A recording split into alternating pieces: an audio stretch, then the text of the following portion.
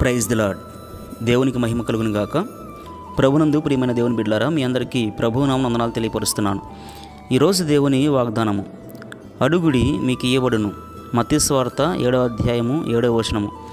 ప్రభునందు ప్రియమైన వాళ్ళరా, ఈరోజు మరి దేవుడు మనల్ని బలపరుస్తూ ధైర్యపరుస్తూ ఇస్తున్నటువంటి ఒక చక్కని శ్రేష్టమైన వాగ్దానం ఏమిటంటే, అడుగుడి మీకు ఇయ్యబడునని. పిల్లరా, ఈరోజు దేవుడు వాగ్దానం చేస్తూ ఉన్నాడు. దేవునికి మహిమ కలుగును గాక.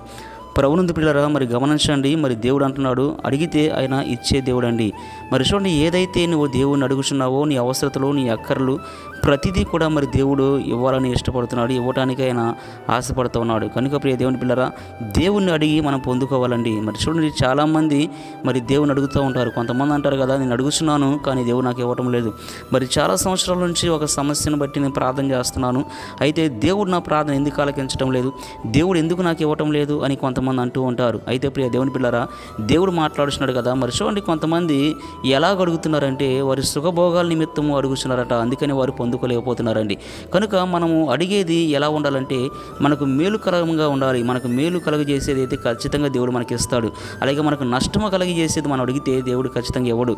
కనుక ప్రియ దేవుని బిడ్డలారా, నువ్వు అడిగేది ఏదైనా సరే అది నీకు అవసరమైతే, నీకు మేలు కలుగజేసేది అయితే ఖచ్చితంగా నీ అవసరతను దేవుడు గుర్తించి తగిన సమయంలో ఖచ్చితంగా దేవునికి ఇస్తాడండి. అయితే దేవుడు నీకు ఇవ్వాలంటే నువ్వేం చేయాలో తెలుసా?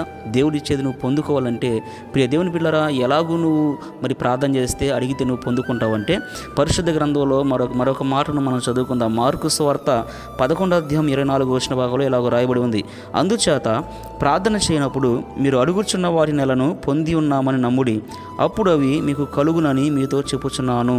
ప్రియ దేవుని బిడ్డలారా, దేవుడు ఇక్కడ మాట్లాడుతున్నాడు. మరి చూడండి, ఎవరైతే మరి ప్రార్థన చేస్తున్నారో, ఎవరైతే వారి అవసరతలు, వారి అక్కర్లు మరి దేవుణ్ణి అడుగుచున్నారో, అయితే వారు ఏం చేయాలంటే, మీరు ఏదైతే అడుగుతున్నారో వాటిని మరి పొంది ఉన్నామని నమ్మమంటున్నాడండి. అవును ప్రియ దేవుని బిడ్డలారా, నీవే అవసరమైతే దేవుని సన్నిధిలో పెట్టి అడుగుతున్నావో అది నేను పొంది ఉన్నాను అనేటువంటి విశ్వాసం కలిగి, నమ్మకం కలిగి నువ్వు దేవుణ్ణి అడగగలిగితే అప్పుడు అవి మీకు కలుగుతాయని దేవుడు మాట్లాడుతున్నాడు. కనుక ఈరోజు దేవునితో మాట్లాడుతున్నాడు. నువ్వేదైతే దేవుని అడుగుతున్నావో, నువ్వు అడిగేదాన్ని పొంది ఉన్నామని మరి నమ్మి నువ్వు దేవుని అడుగు, ఖచ్చితంగా దేవునికి ఇస్తాడు. కనుక ఈరోజు దేవుడు ఇస్తున్న వాగ్దానాన్ని బట్టి ప్రియ దేవుని ద్వారా ఈ రీతిగా దేవుని అడిగి పొందుకోవాలని మీకు ప్రేమతో మనవి చేస్తున్నాను. దేవునికి మహిమ కలుగునుగా. ప్రార్థన చేసుకుందాం. ప్రార్థన. మహాపరిశుద్ధుడైన మా ప్రియ పరలోకపు తండ్రి, మీ పరిశుద్ధమైన పాదాలకు స్తోత్రం చెల్లిస్తున్నాం. ఈరోజు ప్రభు మీరు ఇచ్చిన వాగ్దానాన్ని బట్టి తండ్రి మీకు స్తోత్రాలయ్యా. ఇదిగో ప్రభు, అడుగుడి మీకు ఇవ్వబడి అంటున్నావు తండ్రి, మీ స్తోత్రాలు. అవునైనా అడుగు ప్రతి వాడు పొందుకుంటాడు అన్నావు తండ్రి, మీ స్తోత్రాలు. కనుకనే తండ్రి అయా, అడిగే రీతిగా అడిగిందైనా తండ్రి మీ దగ్గర అయా పొందుకునేవారుగా ఉండడానికి ప్రభు సహాయం చేయండి. ఈ మాటలు వింటున్న ప్రతి ఒక్కరిని కూడా మీరు జ్ఞాపకం చేసుకొని దీవించి నన్ను ఆశీర్వదించమని యేసయ్య పరిశుద్ధ నామమున అడిగి వేడుకొనుచున్నాము తండ్రి. ఆమేన్. దేవునికి మహిమ కలుగును గాక.